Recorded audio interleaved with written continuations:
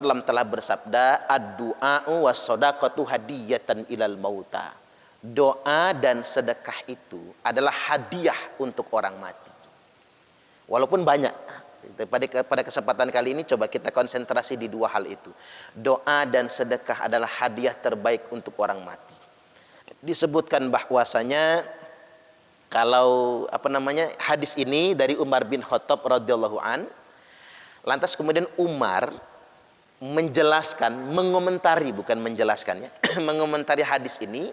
Beliau berkata, waqala Umar, beliau berkata, as-shadaqatu ba'da dafni, sedekah yang dikeluarkan setelah penguburan akan kekal pahalanya sampai 3 hari. Sedekah yang dikeluarkan pada hari ketiga akan kekal pahalanya sampai 7 hari. Sedekah pada hari yang ketujuh akan kekal pahalanya sampai 40 hari. Sedekah pada hari ke-40, sedekah pada hari ke-7, saya ulang lagi, akan kekal pahalanya sampai 25 hari. Bukan 40, 25 hari. Makanya kalau bisa di lingkungan kita ini pakai selawean lah. Buat nambah-nambah proyek lah Pak. Ya. 25 hari. Di Menggala itu masih pakai itu. Bahkan di Teluk itu ada beberapa lingkungan masih pakai yang 20-25 hari itu ya. Sedekah pada hari ke-25 akan kekal pahalanya untuk ahli kubur itu sampai 40 hari. Sedekah pada hari ke-40 akan kekal pahalanya sampai 100 hari. Sedekah pada hari ke-100 akan kekal pahalanya sampai 1 tahun. Sedekah pada 1 tahun akan kekal pahalanya sampai 1000 hari alias 3 tahun. Ini dituliskan oleh ulama terkemuka Al-Imam Jalaluddin As-Suyuti dalam kitab Al-Hawilil Fatawi. Bahkan disebutkan oleh Imam Ahmad bin Hanbal fi Zuhud dalam kitab Al-Zuhud. Imam Ahmad bin Hanbal itu kan ulama tabi'in ya. Tabi'ut tabi'in sampai sedemikian rupa. Jadi ini sedekah. Jadi bukan papan bunga ya Pak. Papan bunga itu kita ngikut tren siapa? Aslinya tren Cina lah itu aslinya. Bener aja. Papan bunga itu tren Cina lah. Kita ikut-ikutan. Kadang-kadang itu berderet 100 Pak. Padahal itu kalau harga satu papan 500.000, kalikan saja 50 juta itu. Woi, ganti duit aja cair lah. Mungkin lebih senang lah kalau diganti duit aja itu. Sumbangan uang. Karena papan bunga tidak ngaruh buat yang mati. Tapi ngaruh lah sekitar buat pandang-pandangan orang hidup lah. Paling sedemikian rupa. Pandangan-pandangan keluarga. Kadang-kadang mohon maaf ya Pak. Sohibul Misibah tuh kadang salah. Itu dipoto-fotoin, diupload di Facebook. Terima kasih atas doanya. Emang ngaruh doa di papan bunga? Malaikatnya ketawa geli itu malaikatnya.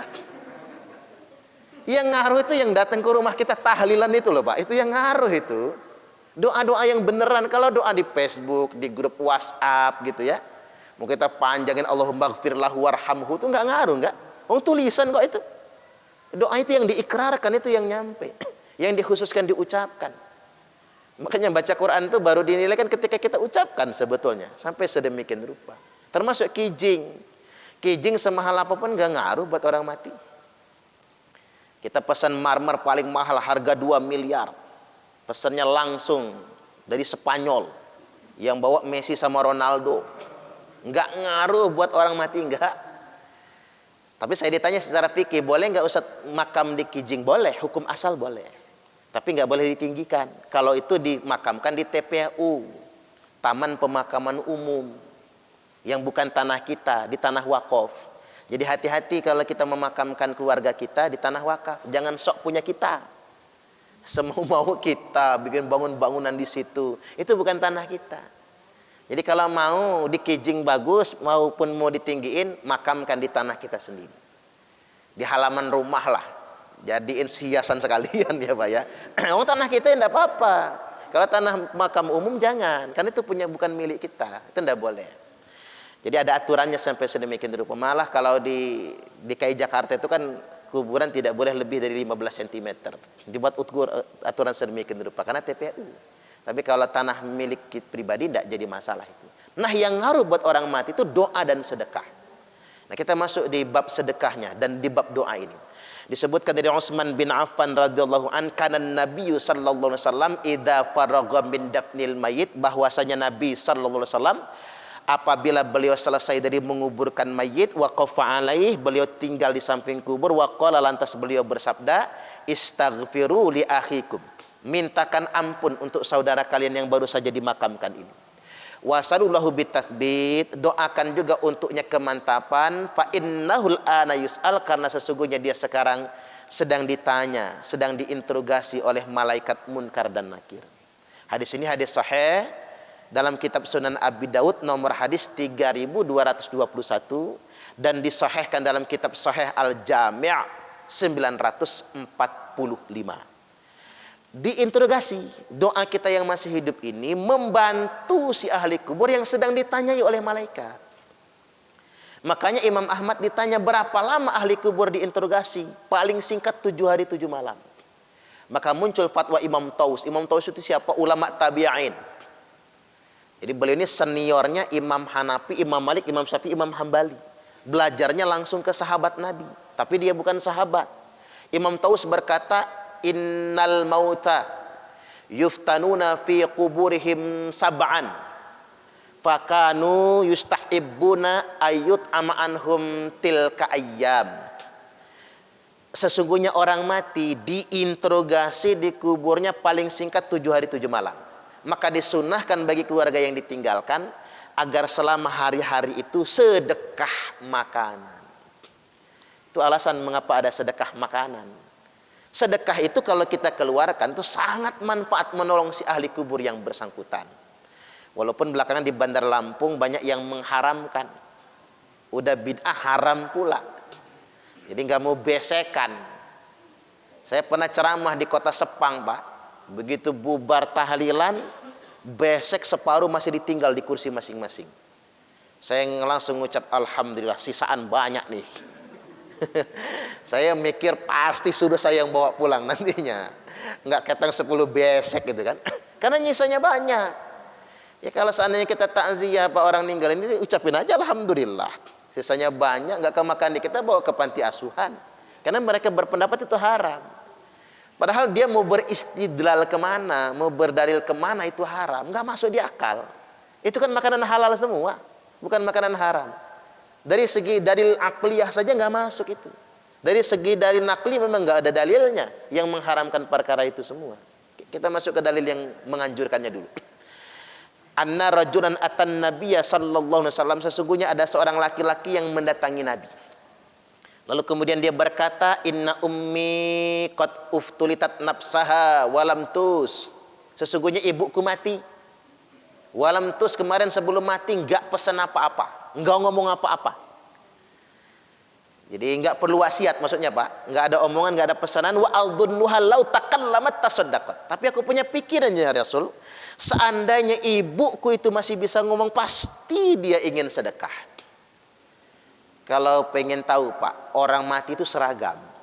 Satu pendapat, kalau seandainya dia masih bisa ngomong, pilihannya adalah sedekah.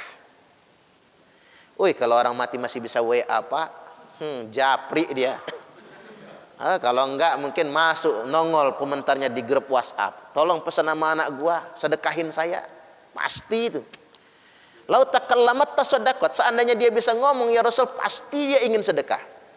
Apa yang fa'uha in tasaddaqtu anha. Maka dia nanya, apakah si ibu saya ini dapat manfaat kalau saya yang inisiatif sedekahnya atas nama dia? Kalau bahasa lainnya, apalah ajrun, apa pahalanya nyampe ke ibu saya itu? Jawab Nabi, na'am tasaddaq anha. Iya, sedekahlah atas nama ibumu.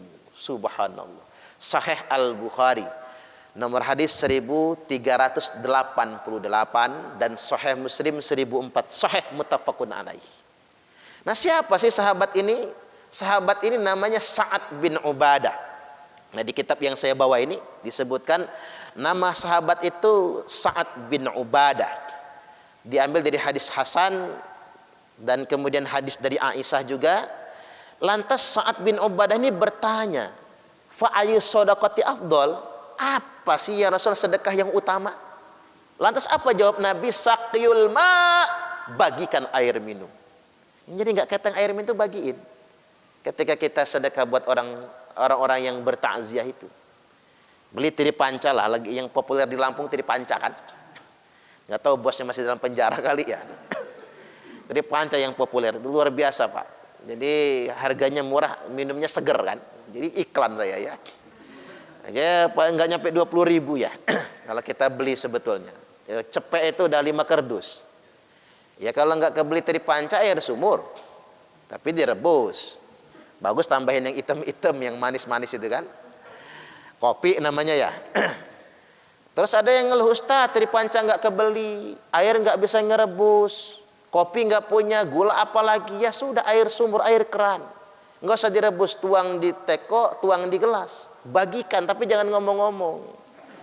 Kalau ngomong banyak yang nggak mau minum Pak, takut anyang-anyangan gitu. Padahal kan nggak akan jadi penyakit. Gimana orang Arab itu? Orang Arab itu kadang bohongin kita kan, memang beneran mereka itu. Kita galon di hotel tuh misalnya kosong, kita ngomong galon kosong. Saya pikir diambilnya ke bawah, kita beli ke tukang galon gitu. Ternyata air keran itu, nah isinya galon itu, masukinnya lagi dispenser. Woi, nipu orang Arab ini pikir saya. Ternyata air keran di hotel di Arab itu maupun keran di jalan-jalan itu Pak, memang keran yang sudah layak minum semua ternyata. Jadi kualitas air itu sama dengan air-air mineral biasa ini ternyata. Oh, pantesan mereka begitu. Ya nggak jadi masalah, juga nggak akan jadi penyakit kok. Yang jadi penyakit itu kan air setengah matang. Matang enggak, mentah enggak, nah anyang-anyangan, jajal kalau nggak percaya. Langsung beser kitanya. Jadi silakan, kata Sa'ad bin Ubadah, kalau itu mah sanggup ya Rasul. Kalau itu mah sanggup. Lebih dari itu apa? Maka ada keterangan lain, fa'id amut to'am, bagikan makanan. Makanya Nabi pernah pulang dari pemakaman, ada seorang wanita yang memanggilnya. Bukan cewek biasa, bukan ya Pak. Perempuan itu ngundang beliau dan sahabat untuk mampir ke rumahnya dan dijamu dengan sembelihan daging kambing yang sudah dimasak. Siapa itu? Istri dari sahibul musibah, istri dari jenazah yang dimakamkan. Kalau itu haram, sudah Nabi haramkan. Jadi boleh kebiasaan orang di zaman dahulu nyembelih kambing, nyembelih kebo Pak. Orang Lampung itu Siti, Yai, Nyai meninggal, akas tombai, unggang umeh, kajut kata jemaah kita. Kata kajut Semende, bukan kajut Sunda ya Pak. Kajut Sunda lain lagi dia. Kajut Nineng ya. Itu meninggal dunia. Mbah Putri, Mbah Kakung, apalagi Aki, Nyai meninggal dunia. Kebiasaan orang dahulu nyembelih kebo. Kalau mampu nggak apa-apa. Wong Nabi pernah lakukan kok. Dalam kitab Sahih Muslim, karena Nabi sallallahu alaihi wasallam idza dhabaha syata fayaqul fa arsilu biha ila asdiqai Khadijah. Khadijah sudah lama wafat. Aisyah sampai bersaksi, Nabi nyembelih kambing gede banget, sedekahan atas Khadijah yang sudah wafat meninggal dunia. Bagiin kata Nabi kepada tetangga-tetangga, kerabat-kerabat Khadijah, bagiin. Sedekahan atas Khadijah yang sudah wafat meninggal dunia. Sampai cemburu Aisyah. Apa kata Nabi? Kamu nggak bisa menandingi Khadijah, jangan cemburu. Kemuliaanmu tidak bisa menandingi kemuliaan Khadijah. Jadi sampai sedemikian rupa. Jadi nggak perlu mencemburuinya. Termasuk kita kurban atas nama orang meninggal ya Pak, itu sunnah hukumnya. Nggak usah dengerin yang ngomong-ngomongin bid'ah dan lain sebagainya itu. Itu hukumnya sunnah semua. Sedekah atas yang wafat meninggal dunia kalau mampu. Yang nggak boleh itu sebetulnya kan yang maksa. Gara-gara tahlilan rumah kejual Pak, kegadek ke rentenir. Itu kalau kata orang dulu apa, besar pasak daripada tiang. Kalau kata orang Jaseng itu apa, biar tekor asal kesohor. Kalau kata orang Palembang, kue putu buatan cek gaya, awak buntu banyak gaya. Nggak boleh, itu maksa namanya. Kalau nggak maksa nggak apa-apa, atas dasar kelonggaran. Memang keboknya sudah dipelihara kok sama kakek dulu. Dia udah pesan nanti kalau saya mati sembelih tuh kebok buat sedekahan. Bagus itu, nggak apa-apa.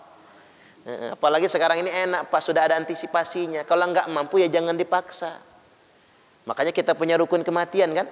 Apa gunanya rukun kematian itu? Gunanya rukun kematian agar kita bisa ngebantu. Makanya kalau ditagihin, ya nyetor ge.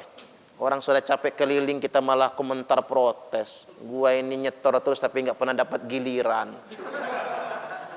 Minta sama Allah nanti tinggal eksekusi malaikat Israilnya. Udah capek, padahal kan nggak mahal-mahal sih, paling 5.000 10.000 ini kok. Kita timbang perasaan kalau kita yang kena musibah kan. Yang kedua juga ada selain sumbangan rukun kematian ada uang takziahan. Kalau zaman sekarang kan udah pakai uang. Kalau cara di kampung saya kan pakai baskom. Baskom isi beras, pakai mie kuning, ada gulanya nggak ketang 1/4 kilo. Nenteng ayam kampung. Waktu bapak saya meninggal sekandang penuh ayam kampung, Pak. Subhanallah, beras bekarung-karung. Nggak apa-apa tuh, bagus itu. Itu sedekahan, nggak jadi masalah yang sedemikian rupa. Karena itu memang peruntukannya untuk itu. Makanya dalam kitab Bulughul Umniyah itu kan disebutkan orang-orang Jawa itu annal jawiyina gitu. Syekh Al-Qusayri kan menjelaskannya orang-orang Jawa itu. Kalau ada yang meninggal di antara mereka, mereka bawa bakul beras. Kemudian mereka semua mendatangi rumah ahli musibah, kemudian mereka masak di situ. Lalu makanan dihidangkan kepada ahli musibah maupun orang yang datang takziah demi mengamalkan hadis Nabi, isna'u li ahli Ja'far ta'aman. Hidangkan, sediakan makanan untuk keluarga Ja'far. Orang Indonesia mensiasatinya agar lebih menghibur apa? Yang makan bukan cuman keluarga sahibul musibah, tapi semua yang datang juga. Itu menjadi penghibur bagi sesama. Itu sebetulnya boleh-boleh saja, karena sumbangan dari kita. Yang nggak boleh itu maksa sampai makan harta anak yatim, itu nggak boleh. Ada lagi sekarang dana wali kota 1 juta kan, untuk satu musibah kematian dari pemerintah kota Bandar Lampung, itu antisipasi semua. Nah kalau orang kaya ingin lebih ya silakan. Kalau orang nggak mampu ya sudah segitu aja, jangan maksa. Jangan sampai berhutang-hutang. Ustadz, cuman kalau beseknya nasinya dikit, cuman mie kuning doang, lauknya telur separuh, yang datang takziah sepi. Ya biarin lah. Berarti mereka nggak ikhlas. Kita ini juga malu-maluin kadang, Pak. Kalau yang mati itu pejabat, orang kaya, wow rame yang takziah. Tiba yang mati orang melarat, Pak. Masya Allah, yang mimpin tahlil aja la ilaha illallah. Agak males tahlilnya itu, Masya Allah. Tapi kalau orang kaya kenceng banget tahlilnya itu, jangan pula kayak gitu. Nah, itu namanya nggak ikhlas. Kan yang nyampe doanya yang ikhlas. Mengapa kita mesti ngundang banyak orang? Karena kalau 40 orang berkumpul berdoa, di situ ada wali salah satunya. Kita tapi nggak tahu yang wali itu yang mana. Karena belum tentu ustadznya kan. Kalau 40 orang berkumpul, ada salah satu di antara mereka ada wali. Atau setidak-tidaknya doanya saat itu semakom dengan doanya wali. Jangan-jangan bukan imam tahlilnya. Jangan-jangan dia bukan kiainya. Kiainya mungkin belum asin doanya. Habis marahin bini di rumah soalnya, Pak. Umpama gitu ya. Atau pas jalan ke tempat takziah ngedipin janda kering misalnya. Namanya kiai kan manusia juga bisa hilap kan. Umpama. Tapi ada di antara situ kiai bukan. Orang biasa. Tapi dia sedang melakukan ibadah yang sangat mulia. Yang mungkin orang lain gak tahu. Dan doanya saat itu dikabulkan. Makanya ada kesunahan kita itu. Doa itu ngundang orang. Makanya la yajtami'u mal'un fayad'u ba'duhum yu'amminu ba'duhum illa stajaballahu du'aahum. Tidaklah berkumpul orang-orang muslim dalam satu majelis, ada yang berdoa di antara mereka mengaminkan yang lainnya, kecuali pasti doa mereka akan dikabulkan oleh Allah Ta'ala. Jadi doa itu sekali-kali ngundang orang. Rame-rame kita doa. Dibarengi juga dengan sedekah sebagai wasilahnya. Maka doa akan dikabulkan oleh Allah Subhanahu wa Ta'ala. Tapi jangan tiap hari, Pak. Karena kalau tiap hari ngundang orang bangkrut lah. Dari mana anggarannya kan? Kecuali banyak betul duitnya gitu. Nah, kemudian yang berikutnya, seandainya kita ingin lebih sedekah, tidak masalah. Saya pernah diundang di Pahoman itu yang meninggal mantan bupati, Pak. Semua yang takziah itu dikasih majmuk sarip tebal itu. Mahal itu kan belinya. Bapak-bapak dihadiahin sarung sama sajadah. Ibu-ibunya telekung sama kerudung. Beseknya double, 1 orang 2. Subhanallah. Biasanya yang mimpin hadarat silsilah aja yang 2 itu. Ini semuanya 2. Begitu ngantri pulang, semua yang takziah ditunggu di gerbang. Diamplopin satu-satu. Saya langsung ngebatin ngeliat dari dalam. Yang takziah saja diamplopin, apalagi saya yang ceramah ini ya. Iya juga ya, Pak ya. Ya wajarlah manusia, jadi manusiawi, jadi kepikiran kan. Ya orang mampu ya nggak jadi masalah, orang kaya. Bagi dia longgar-longgar saja yang sedemikian rupa. Ini sedekahan sedemikian rupa. Selanjutnya begini, kita masuk ke hadis yang berikutnya.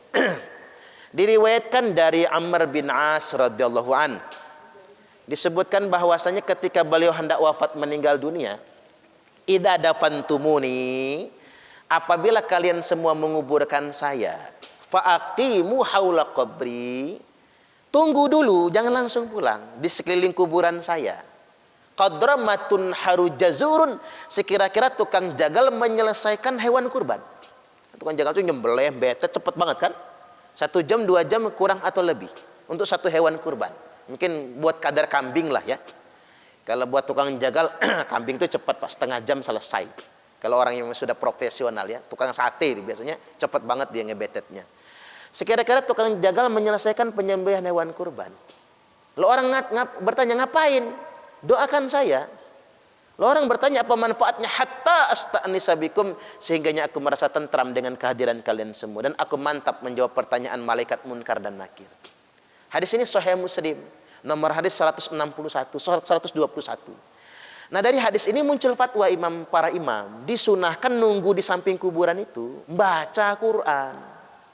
Kalau fatwa Imam Syafi'i itu begini, sampai detil betul jelas. Wa yustahabbu ayuqra'a indahu syai'un minal Qur'an wa in khatamul Qur'ana kullahu kana hasana.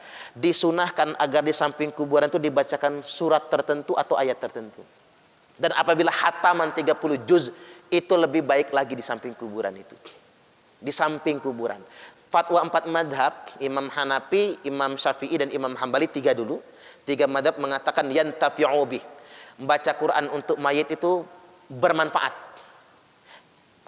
Kalau membacanya di samping kubur, enggak usah didoakan, bukan enggak usah, tidak didoakan dan tidak diniatkan. Tidak diniatkan atau tidak didoakan, tetap manfaatnya nyampe.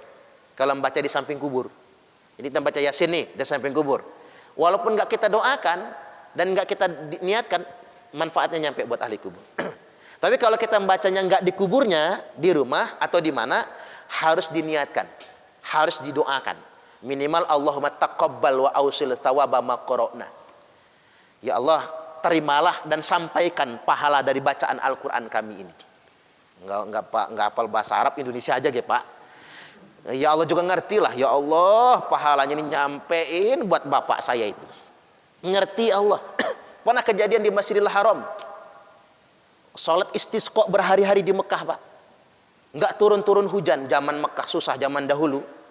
Maka giliran yang jadi imam di hari kesekian itu Syekh Nawawi Al-Jawi Al-Bantani, ulama Indonesia yang mukim di Arab, yang mengajar di sana dan jadi imam Masjidil Haram. Imam benar itu, ulama besar betul, Pak. Pemimpin imam Mekah Madinah di zamannya beliau itu. Ratusan kitab yang dikarang dan masih tersimpan di perpustakaan-pustakaan tanah suci di Saudi Arabia sana. Dan salah satu keturunan beliau yang sekarang ini jadi wakil presiden Republik Indonesia. Jadi memang Pak Kiai Ma'ruf Amin itu memang bukan orang sembarangan. Jadi memang dari terah ulama besar sebetulnya. Jadi Syekh Nawawi mengimamin salat istisqa. Begitu doa, Rabb Ambaligo ngangkat tangan tinggi-tinggi itu, dia nggak pakai bahasa Arab. Dia pakai bahasa Jawa campur jaseng. Nah, lagi tengah jalan hujan deras turun betul.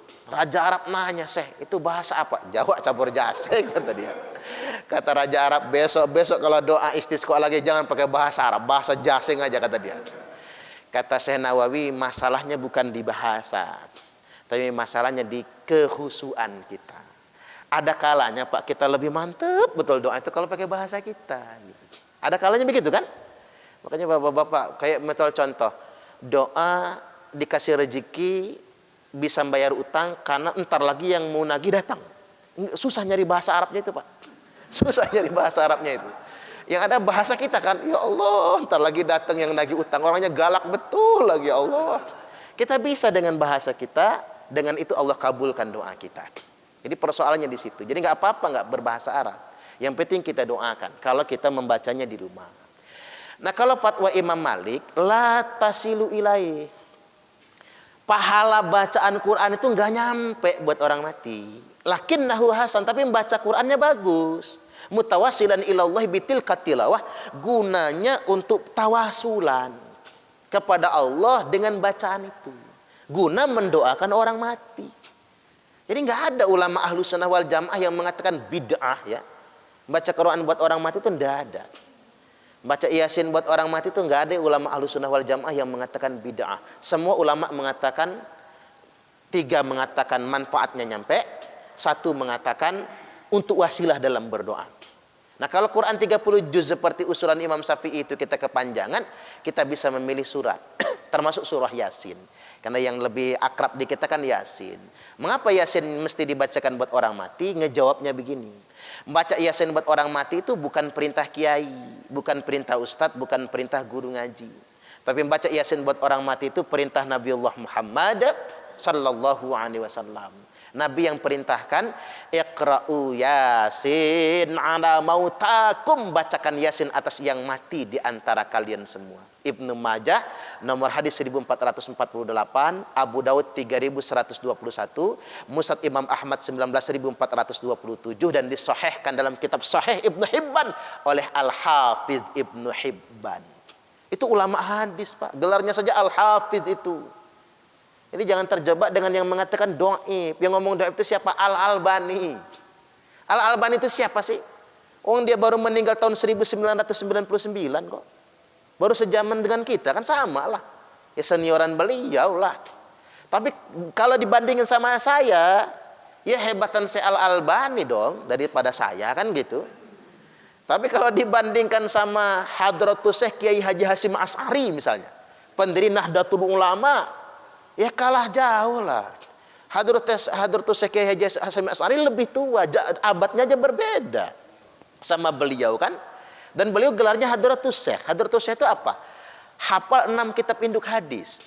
Yang jelas hafal Quran 30 juz beliau. Hafal Sahih Bukhari, Sahih Muslim, Sunan Tirmidzi, Sunan An-Nasa'i, Sunan Ibnu Majah, Sunan Abi Daud. 6 kitab induk hafal. Kalau kita hafal juga Sunan Kalijogo, Sunan Bonang, Sunan Ampel, sampai Sunan Kalijodo ya Pak. Hafal semua. Kalau beliau hafal betul, sampai detik ini belum ada satupun orang Indonesia yang menghafal 6 kitab induk. Nggak tahu kalau sedunia internasionalnya sudah ada belum Pak? Belum ada lah kayaknya. Kalau Sahih Bukhari sudah ada yang hafal itu di Temboro ya. Anaknya Kiai Huzairan itu ada kayaknya hafal Sahih Bukhari itu. Bahkan di Jombang itu Pak ada anak-anak yang dijuluki Imam Syafi'i cilik ya. Imam Syafi'i modern itu menghafal beberapa kitab. Sudah banyak yang dia, termasuk Sahih Bukhari beliau sudah hafal juga. Subhanallah. Luar biasa, bukan hanya Al-Quran 30 juz yang dihafalnya. Tapi kitab hadis hafal, kitab fikih juga dihafal. Sungguh luar biasa. Ya, memang orang-orang yang ilmunya tinggi ya begitu. Dia tidak akan saling menyalahkan satu sama lainnya. Jam berapa isaan kita?